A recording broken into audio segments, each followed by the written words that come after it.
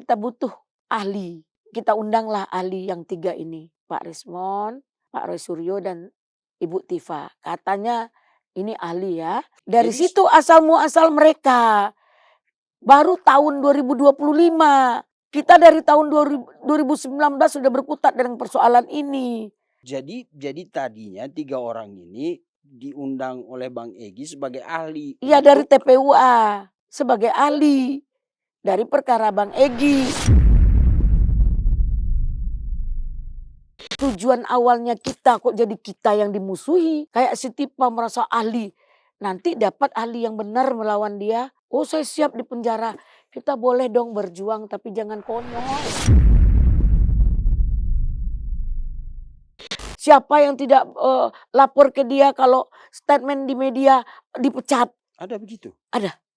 Yang dilakukan oleh Kozinudin.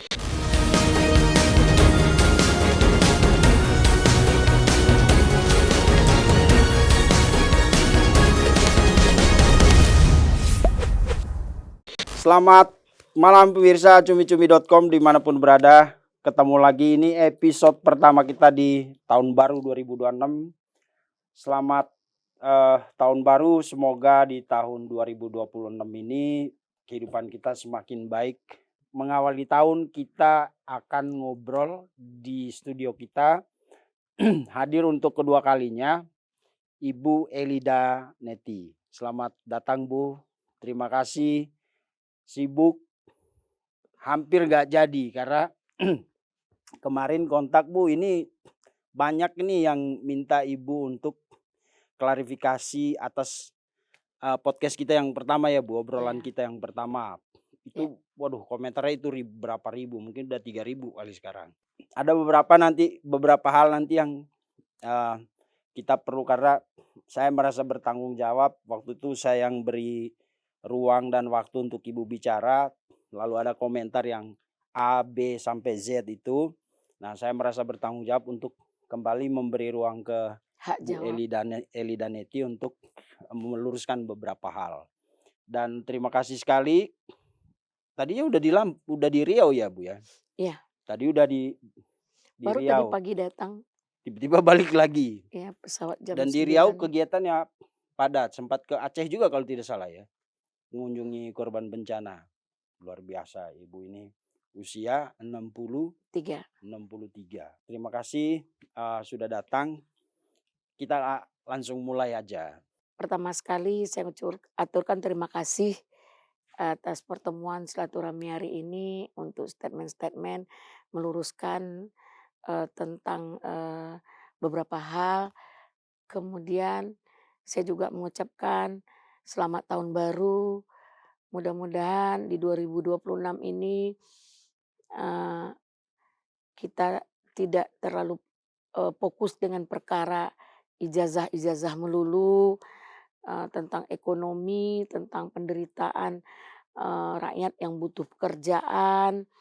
Banyak hal yang harus kita bangun dengan energi positif dalam mendukung pemerintahan, apalagi tokoh-tokoh yang berkutat dengan ijazah ini adalah tokoh-tokoh penting. Kenapa dia tidak memikirkan hal yang lain gitu?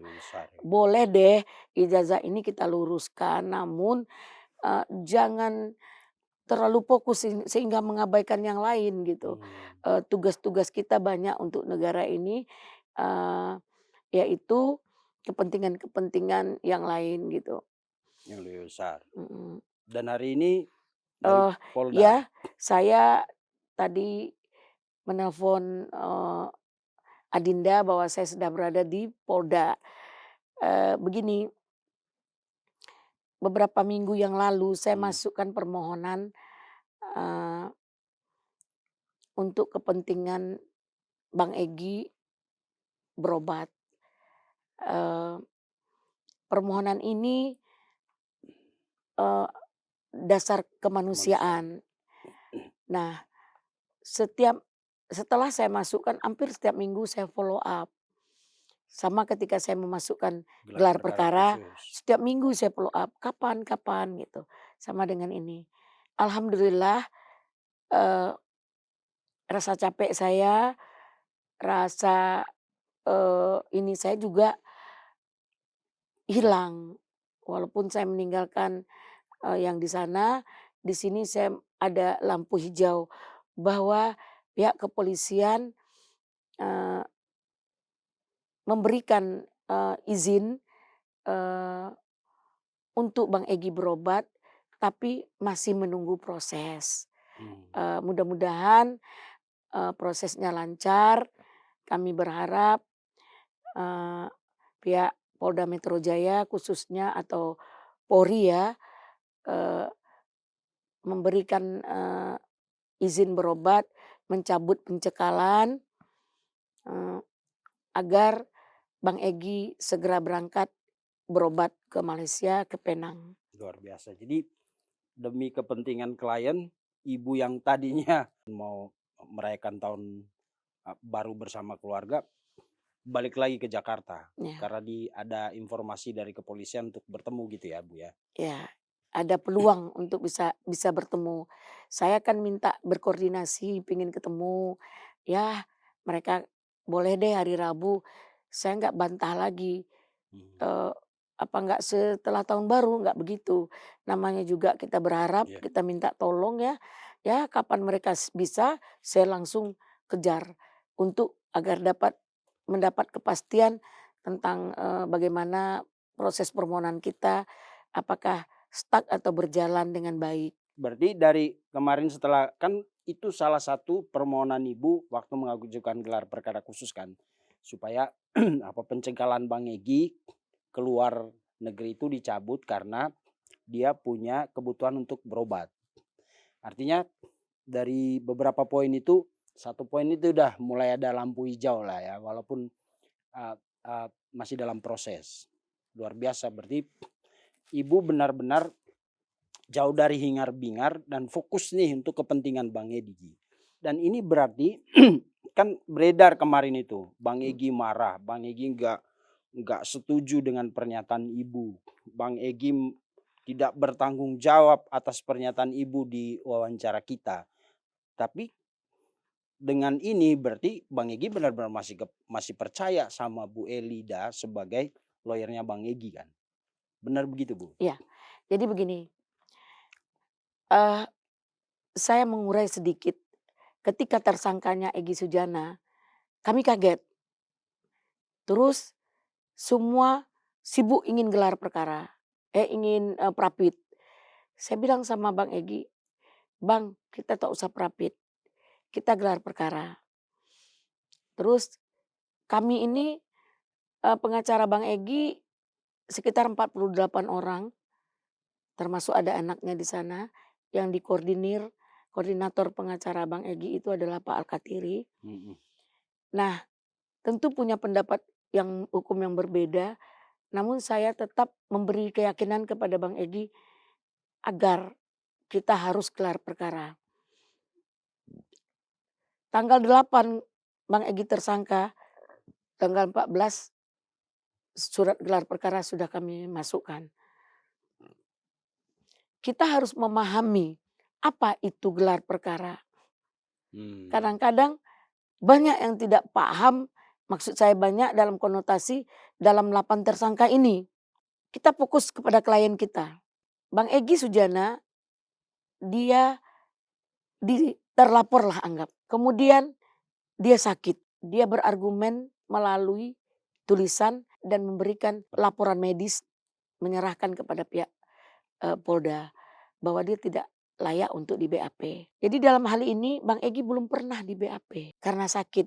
Mmm. Sekali lagi saya sampaikan bahwa ketika kita di-BAP pasti ditanya, "Apakah saudara sehat?" Karena dia sakit tentu tidak mungkin di-BAP. Betul. Nah, pihak kepolisian, pihak penyidik juga menyatakan, "Abang sehat dululah, baru kita proses."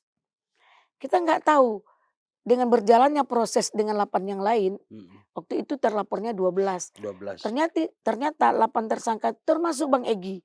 Kita kaget, Padahal belum di BAP kan? banyak hal yang pelanggaran di situ. Nah, dengan pemahaman hukum kita tuh berjuang untuk klien kita. Ini penyidik banyak yang tidak punya sertifikasi. Kadang-kadang yang nggak pantas ditersangkakan, yang patut ditersangkakan tidak Tidak ditersangka. ditersangkakan. Jadi apakah ini pesanan? Kan begitu. Ya, Nah, itu pertanyaan Ibu waktu itu ya, waktu itu ketika, kok jadi kok aneh jadi begini, tersangka ada Bang apa? Egy?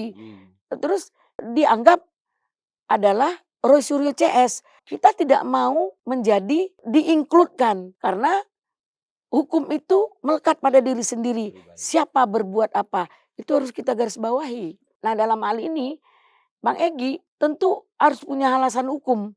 Penyidik apakah sudah tepat untuk mentersangka Bang Egy. Makanya kita minta tinjau ulang kembali Lewat lewat Prapit, gelar lewat perkara gelar perkara khusus. khusus. Setiap minggu saya proses, saya datang koordinasi. Bisa nggak kapan sambil berdoa ya. Alhamdulillah tanggal 13 dapat surat bahwa gelar perkara tanggal 15. Kita senang karena kita tahu sebelum proses hukum gelar perkara itu sudah diterima, 2 hari kami bertungkus lumus mempersiapkan untuk gelar perkara tersebut.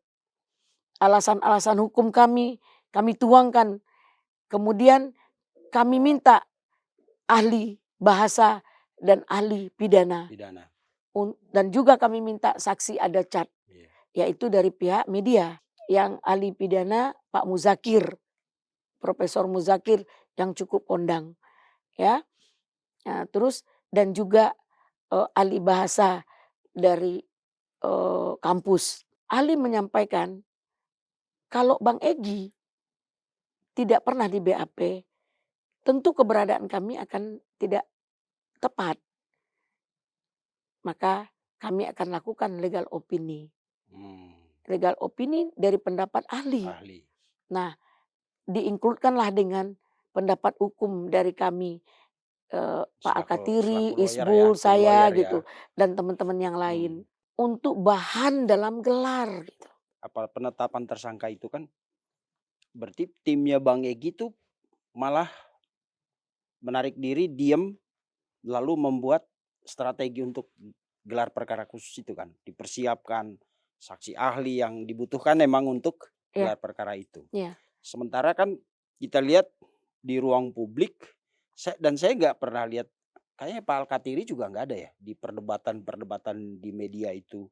Karena kan saya jadi ngelihat kok ada dua sisi nih. Di sisi Bang Egy melakukan semacam protes tapi lewat profesional hukum. Jalan hukum. Sementara yang lain publik kesannya jadi kayak mempengaruhi opini publik gitu lewat media, debat sana sini.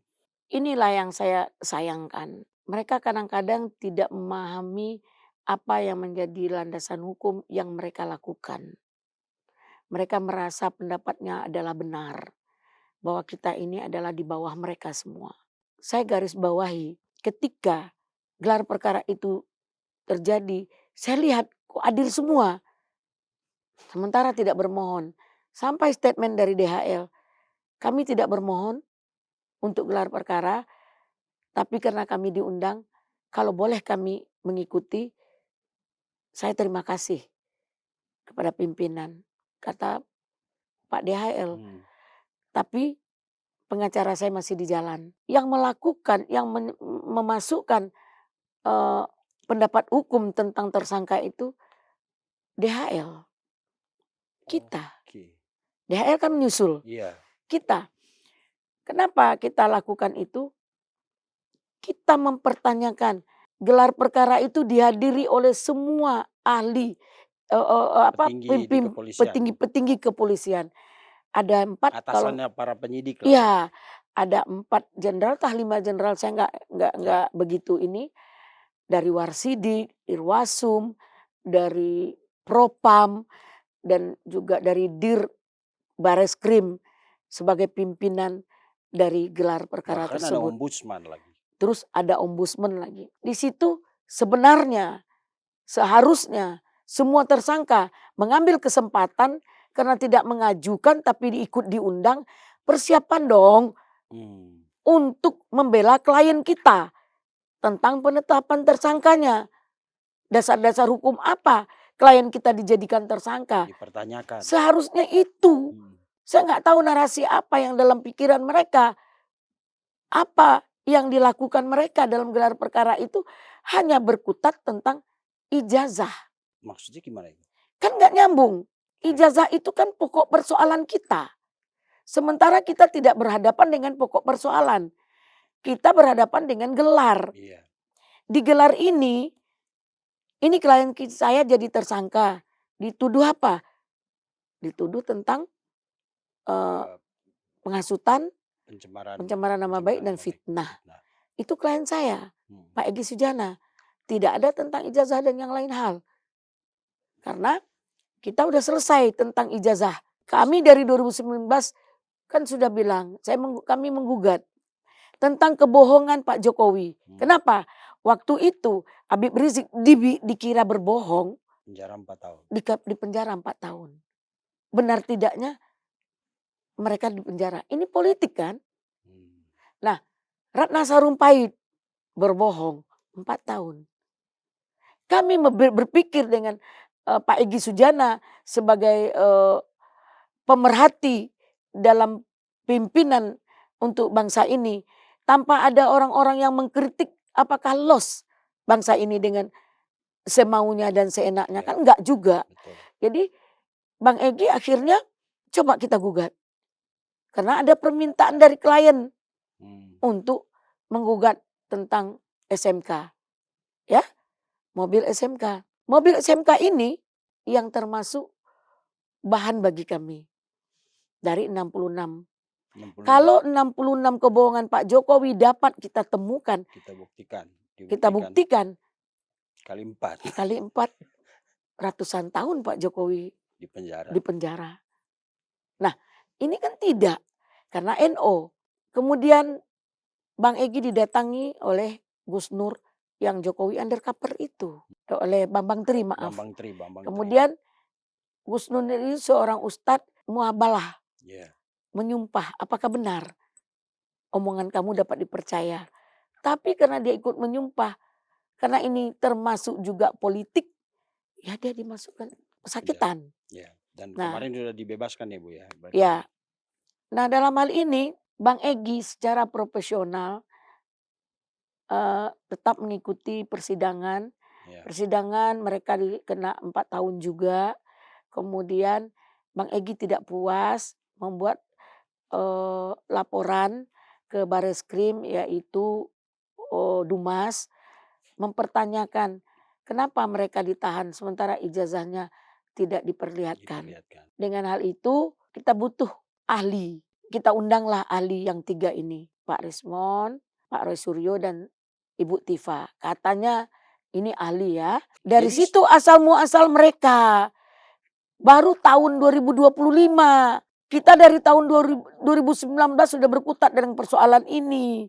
Jadi tadinya 3 orang ini diundang oleh Bang Egy sebagai ahli. Iya dari TPUA sebagai ahli dari perkara Bang Egy. Nah sekarang kenapa ditahan klien saya? Kan itu maksud Bang Egy nih. Akhirnya alhamdulillah klien Bang Egy yang 2 itu sudah dibebaskan. Urusan dengan ijazah S1 Bang Egy nggak ikut-ikut. Semenjak kejadian itulah Roy, Rismon, Tifa ini bersinar. Bersikap dan bertindak bersinar atas siapa dan bagaimana saya nggak tahu. Saya jadi tangkap sekarang. Makanya Bang Egy tidak mau digabung sama 3 ini. Bukan karena mau cuci tangan ya. Tidak. Karena ya udah selesai urusan saya. Bang Egy orangnya bertanggung jawab. Makanya. Lalu kemudian mereka 3 ini udah jalan sendiri jadinya kan. Itu dia. Ketika waktu itu ingin bersama-sama dengan tujuan yang sama, tiba-tiba Bang Egy dipecat, dikeluarkan dari grup. Grup apa saya nggak tahu. Karena saya nggak mau tahu dan tidak ikut campur dalam persoalan tetep seperti itu. Mungkin karena saya bukan bagian dari mereka.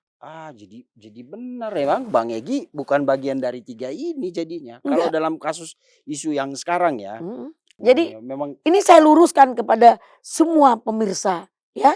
Jangan menzolimi orang yang tidak pantas dizolimi. Bang Egy ini puluhan tahun pejuang, aktivis, dia guru besar, dia juga pemerhati dalam bangsa ini. Dan dia militansi dengan Pak Ya. Prabowo. Dia ketua RN PAS, Relawan Prabowo Sandi. Saya bendaharanya. Kami keliling Indonesia. Ada uang yang dikasih, ada bantuan uang? Enggak. 2019 saya di Hambalang. Setiap hari 20 mobil mak-mak naik Ke Hambalang ke Hambalang. untuk mendukung Mendukung Pak Prabowo se-Indonesia. Kaki jadi kepala, kepala jadi kaki kami lakukan untuk kemenangan Pak Prabowo. Kami berangkat jam 2 malam, hanya berdua laki-laki dan perempuan, namanya Pak Febri. Saya dan Pak Febri menjemput hasil C1. Saya peluk C1 itu. Salah satunya Surabaya. Datang kami langsung menjemput C1 asli. Upaya kita sudah cukup. Sehingga saya ke daerah saya undang Pak Joksan, Joko Santoso almarhum. Kami undang untuk tim pemenangan Pak Prabowo Sandi di Riau. Ada Sang Alang, ada juga Al-Khotot, ada juga 212 Pak Slamet Ma'arif, ada juga waktu itu dari Persaudaraan Pekerja Muslim, Daeng Wahidin, rame datang ke Riau. Kami fasilitasi untuk tim pemenangan Pak Prabowo. Kita clearkan satu hal ini dulu, Bu. Mm-mm. Jadi Roy, Tifa, Rismon ini sebenarnya tadi itu bagian dari proses hukum yang atas Bambang Permintaan. Tri dan Gus Nur. Itu bagian dari perjuangan Bang Egy untuk Membela kliennya. membebaskan mereka kan, Ya. mempertanyakan secara hukum kenapa orang ini ditahan, sementara ijazahnya tidak pernah ditunjukkan. Lalu Roy, Tifa dan Rismon tuh dipanggil sebagai ahli, katanya ya menurut Untuk gelar perkara di untuk gelar perkara Bareskrim. di Bareskrim. Setelah itu mereka buat tim, mereka rapat di kantor Abraham Samad. Bang Egy nggak bisa hadir. Tiba-tiba Bang Egy pingsan, tumbang. Bang Egy dilarikan ke rumah sakit Bogor. Saya atas nama TPUA bersama Muslim Arbi disuruh Bang Egy datang ke sana. Mewakili Bang Egy. Sampai di sana ternyata sebelum saya datang, rupanya Pak Muslim Arbi ini sudah menjadi bagian dari tim itu. Cuman disuruh keluar. Nah, Jadi tim karena menggantikan Bang Egy, dia menemani saya hadir ke sana. Tiba-tiba Kozinudin ngusir. Karena bukan satu tim dengan dia. Padahal dasarnya apa? Kalau dia punya otak mereka itu, ini kerjasama harusnya bekerja sama dengan Bang Egy. Iya, karena inisiasinya dari Bang Egy tadi. Nah, ternyata ini sejarahnya orang-orang ini ya. Sampai ada yang mempertanyakan saya siapa. Saya ini SK dari Habib Rizik, tim pembela ulama dan aktivis. Waktu itu sekretaris jenderalnya adalah Pak Mihdan 212. Bang Egy ketua umumnya. Ada Ismar itu wakil bendahara. Itu yang saya ingat selalu. Saya selalu berada atas nama TPUA dengan sepak terjangnya Bang Egy. Oke, bentar Bu. Jadi setelah gelar perkara khusus itu di Polda ya saya. Di Polda, lalu kemudian mereka membentuk tim sendiri. Si tim Roy tadi ini. Bukan gelar perkara Polda, Bareskrim. Bareskrim, ya. Kasus Gus Nur dengan Pak Bambang Tri itu kan. Iya, itu kan mereka nggak ada yang ikut satupun. Mereka hanya dipanggil sebagai tadi ahli, ya kan? Nah, kasus Gus Nur yang ikut jadi pengacara adalah Damai Hari Lubis, ya. Egy Sujana. Tuh. Kemudian saya tidak mau bersama karena saya ada pekerjaan lain, tapi saya tetap backup dan bantu dalam hal-hal yang lain. Kemudian karena saya orang TPUA dong gitu. Kemudian di situ ada si Kozinudin. Kozinudin di perjalanan dia tidak disenangin lagi oleh Bambang Tri. Makanya yang maju untuk melaporkan di Mabes itu, Dumas itu adalah Bang Egy yang bersamai Rizal, ada Azam Khan. Kita tidak boleh menafikan orang. Jangan tidak hargai orang, perjuangan orang juga kita hargai sekecil apapun.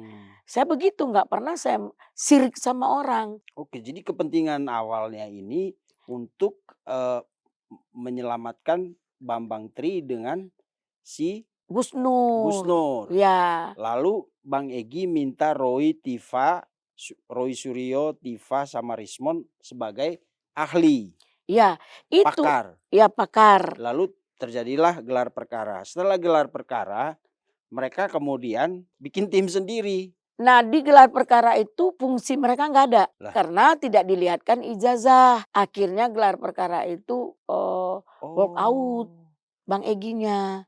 Oke. Nah, kemudian Jadi di gelar gelar perkara perkara itu itu, di SP3. oke, Dumas yang di Di Mabes itu Bang kan. Egy itu SP3.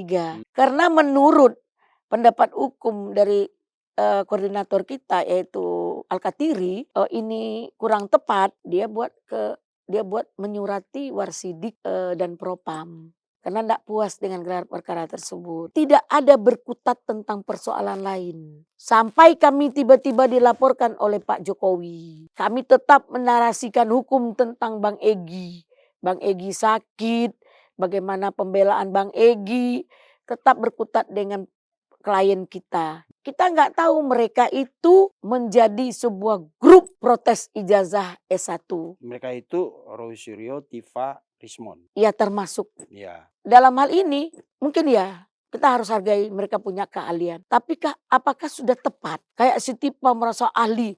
Nanti dapat ahli yang benar melawan dia. Oh saya siap di penjara.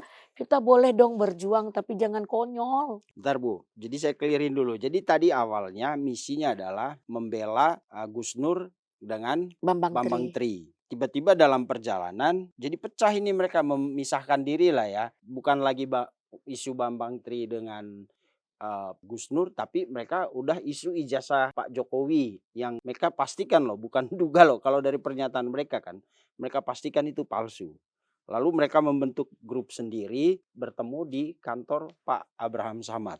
Ya, karena Dan saya Ibu pernah hadir di situ. Ternyata di sini tempat mereka ngumpul.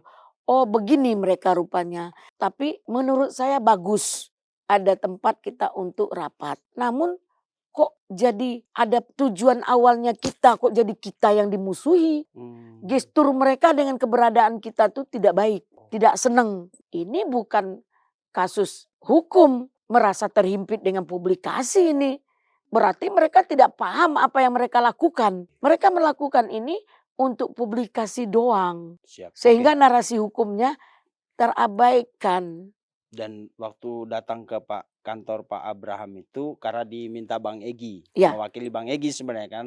Karena harusnya kan yang hadir Bang Egy, tapi Ya. Bang Egy sakit, dilarikan ke rumah sakit Bogor, lalu datanglah Ibu sama Pak DHL ya. Ya. Pak Alkatiri. Muslim Arbi. Pak Muslim Arbi. Seorang tokoh juga. Tapi disuruh keluar sama Kozinudin. Ya, karena di sini hanya orang-orang yang bertanda tangan untuk kuasa hukum tertentu saja yang boleh di sini. Kalau kita tahu, ngapain kita hadir? Kita pikir, ayo dong bersama, ya kan? Seharusnya mereka tidak seperti itu. Karena ini awal dari kita, rangkul sama-sama. Ya kan? Kalau mereka rasanya saya ini berbeda dengan mereka, yang rugi saya dong. Karena saya butuh mereka kok dalam pembelaan, dalam gugatan. Tapi mereka membuat hal yang lain. Misi sendiri. Lari dalam konteks. Di luar konteks. Di luar konteks. Awal kita kumpul itu ya.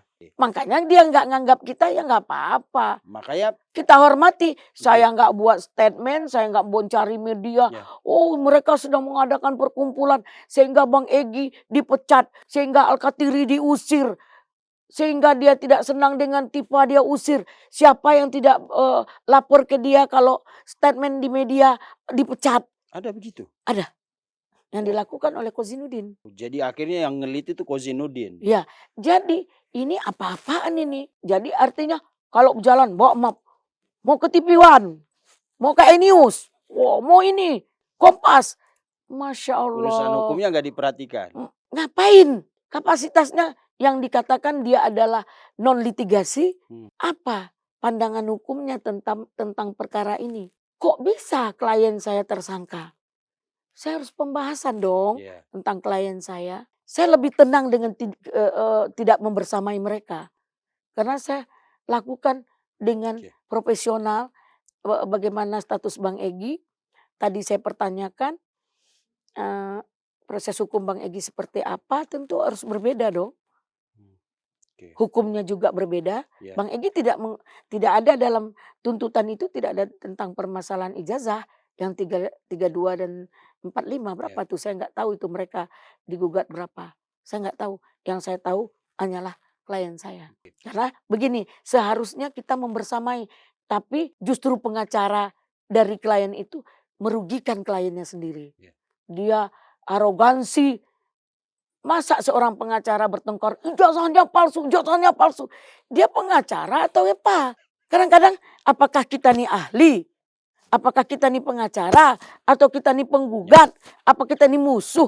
Tolong porsi kita, jelaskan Posisi kita itu posisi. siapa sebenarnya? Siapa kita Baru sebenarnya? ngomong. Baru ngomong.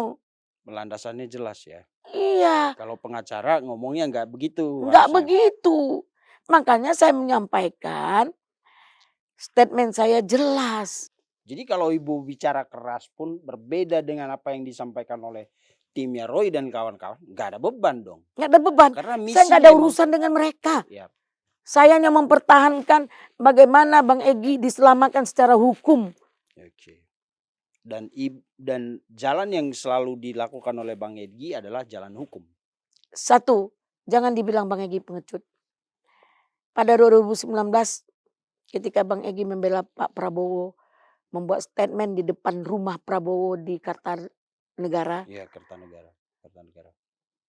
itu saya nggak pernah lepas dari Bang Egy karena saya adalah bendahara. Saya tahu semua perjuangan Bang Egy. Kemudian Bang Egy diisukan mau ditangkap bersama almarhum Lius Sungkarisma. Beliau Sungkarisma. Almarhum ya. Ya. Terus keluarga Bang Egy bilang, Bu Eli bisa enggak kita, oh ini bukan anak istrinya ya, keluarganya lah. Bang Egy ini nggak usah datang ke Polda.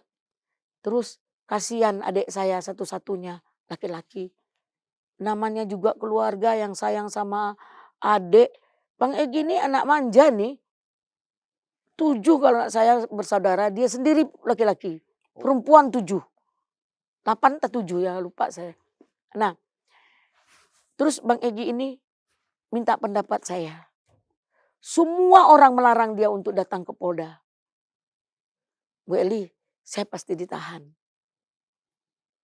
Bagaimana pendapat hukum Bu Eli?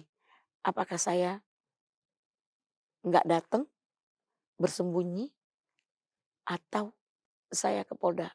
Abang tantang, abang seorang tokoh, abang seorang aktivis. Saya nggak takut mati kata Bang Egy. Saya bukan takutnya. Saya nggak datang karena saya nih di sekeliling saya. Anak, istri ini semua belum apa-apa sudah ribut. Kalau pendapat Bu Eli gimana? Bang, nanti mereka akan mengerti. Abang datang aja. Di BAP langsung ditahan. Itulah politik. Oke. Saya naik ke meja. Tolong tunjukkan satu pasal saja yang dilanggar oleh Egy. Nggak bisa. Lepas. Nggak bisa. Mereka nggak bisa. Ini adalah permintaan dari atasan. Atensi. Ini adalah atensi. Kami nggak bisa berbuat apa-apa. Akhirnya, ya sudah kalau begitu. Kata Bang Egy ini dari jam 3 malam nih. Di BAP-nya. Kalau begitu sudah kalian pulang. Istri Bang Egy, saya, ada beberapa orang pulang. Bang Egy, biar saya di sini. Menyerahkan diri. Oke. Mungkin Indonesia tahu siapa Egy Ya. Sujana. Bukan mencari popularitas. Udah lewat popularitas itu dari dia. Udah katam dia dengan politik ini. Dia aktivis. Dia si raja demo. Ya. Banyak gelar dia. Untuk bangsa ini. Menyelamatkan bangsa. Nasibnya yang belum diperhatikan oleh pemerintah. Perjuangan dia harusnya diperhatikan pemerintah dong. Pak Prabowo harus memberikan tempat untuk dia. Tiba-tiba dipecat Kozinudin. Tiba-tiba dia dipecat Kozinudin. Masya Allah, tabarakallah. Oke, dan